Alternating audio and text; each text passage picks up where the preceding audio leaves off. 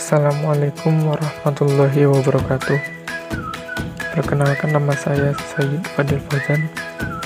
Di video kali ini saya akan membahas tentang proses-proses perangkat lunak.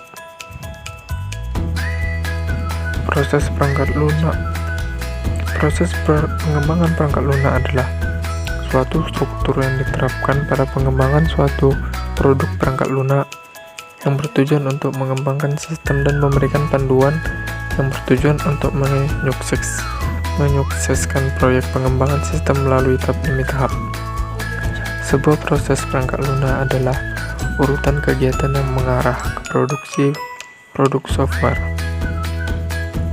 Ada 4 kegiatan proses perangkat lunak. Yang pertama, spesifikasi perangkat lunak. Yang kedua, pengembangan perangkat lunak. Yang ketiga, software validasi. Yang keempat, software evolusi. Di sini ada model proses perangkat lunak. Yang pertama, model waterfall. Model waterfall juga disebut siklus hidup klasik.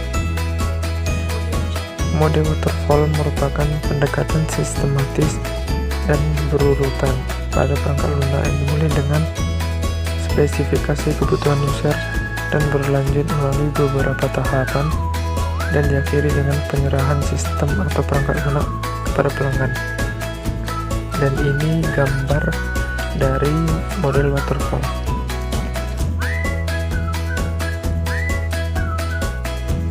Tahapan model waterfall ada 5. Pertama, requirements analysis and definition. Kedua, system and software design. Yang ketiga, implementation and unit testing. Keempat, integration and system testing. Dan yang kelima, operation and maintenance. Model yang kedua yaitu prototipe. Prototipe adalah pendefinisian sejumlah sasaran perangkat lunak berdasarkan kebutuhan dan pemahaman secara umum, tetapi tidak bisa mengidentifikasi kebutuhan secara rinci untuk beberapa fungsi dan fitur-fitur. Tujuannya adalah untuk membantu dalam tahap analisis dan desain yang memungkinkan pengguna untuk melihat lebih awal apa yang akan dilakukan sistem, yaitu untuk memfasilitasi validasi.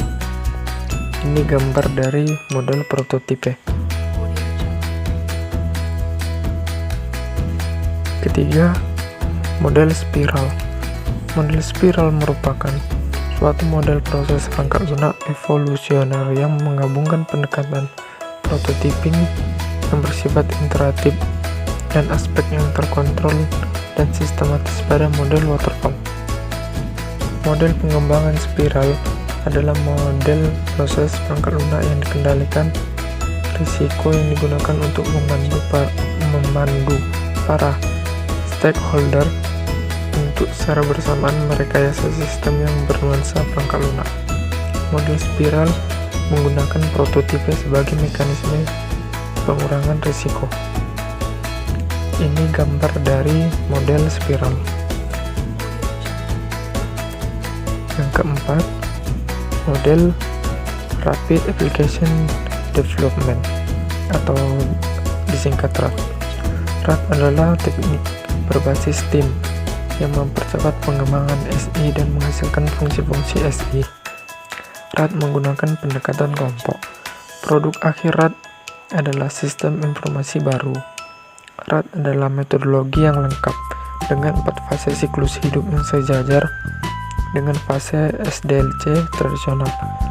Penggunaan RAD untuk mengurangi biaya dan waktu pengembangan dan meningkatkan probabilitas keberhasilan.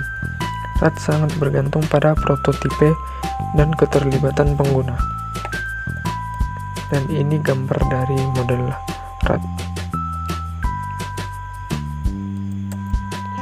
Dan ini terakhir, yang kelima, model Scrum. Scrum adalah sebuah proses yang agil untuk menangani produk yang kompleks. Scrum digunakan untuk memandu kegiatan pengembangan dalam suatu proses yang mencakup kerangka kerja seperti kebutuhan, analisis, desain, evolusi, dan pengiriman. Scrum menekankan penggunaan seperangkat pola proses perangkat lunak yang telah terbukti efektif untuk proyek dengan jadwal yang ketat, perubahan kebutuhan, dan kekritisan bisnis. Dan ini gambar dari model Scrum. Mungkin itu saja yang dapat saya jelaskan pada video ini. Kurang dan janggalnya saya mohon maaf. Assalamualaikum warahmatullahi wabarakatuh.